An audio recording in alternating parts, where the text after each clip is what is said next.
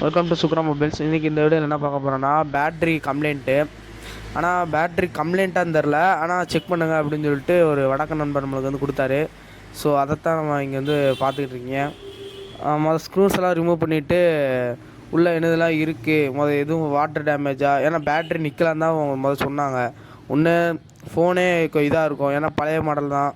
So அதனால் கொஞ்சம் phone பிரச்சனையாக இருக்கும், இல்லைனா வந்து வேறு எதுவும் டேமேஜ் இருக்க வாய்ப்பு உண்டு.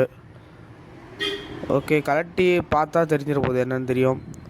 மேலே கீழே எல்லா ஸ்க்ரூவும் கலட்டணும். ஏன்னா இந்த மொத்தம் 2 டைப்பில் இருக்கும். அட்டாச் பேட்ரி, இந்த இது அட்டாச் பேட்ரி கிடையாது, சும்மா எடுத்தாலே கையோடு வந்துடும். அதுக்கப்புறம் லைட்டாக மேலேருந்து பிடிச்சி இழுத்தாலே போதும், கையோடு வந்துடும், அந்த மொத்த பேனலுமே வந்துடும்.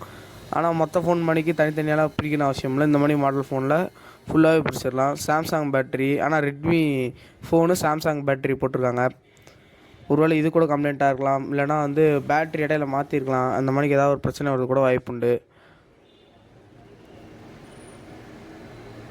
ஓகே, அதுக்கப்புறம் இந்த இதையும் பிடிச்சா தான் பேட்ரியை அந்த போர்டோட தனியாக இருந்து எடுக்க முடியும். ஸோ அதனால் இந்த போர்டையும் மொத்தமாக கலட்டி எடுக்கணும். ஸோ போர்டை எடுக்கலைன்னா அந்த இதே மொத்தமாக போயிடும். ஏன்னா அந்த பேட்ரி வந்து அந்த மணிக்கு ஃபுல்லாக அது எடுத்ததுக்கப்புறம் தான் நம்ம யூஸ் பண்ண முடியும். ஸோ வந்து அந்த இதை கலட்டிட்டோன்னா பிரச்சனை கிடையாது ஏன்னா வந்து சைடு அந்த பம்பர் வந்து அடி வாங்கிடும். ஸோ அதனால் அதை எடுத்துட்டால் மேக்ஸிமம் பிரச்சனை முடிஞ்சிடும்.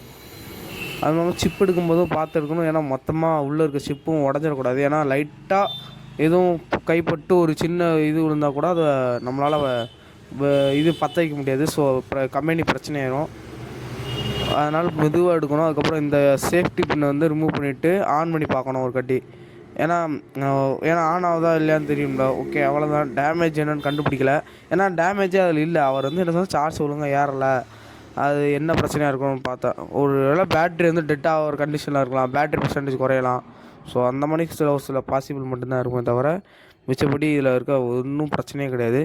அதுக்கப்புறம் பட்டன் வந்து ஒன்று கீழே 2 விழுந்துச்சு, அதை திருப்பி எடுத்து மாட்டி திருப்பியும் நம்ம வடக்கண்ணன் பட்டை கொடுத்துட்டோம். ஏன்னா வந்து அவருக்கு வேலை இருக்குது அப்படின்னு சொல்லிட்டு ரொம்ப பக்கத்தில் உட்காந்து குறைவேன்ட்டு இருந்தார். ஸோ அதனால தான்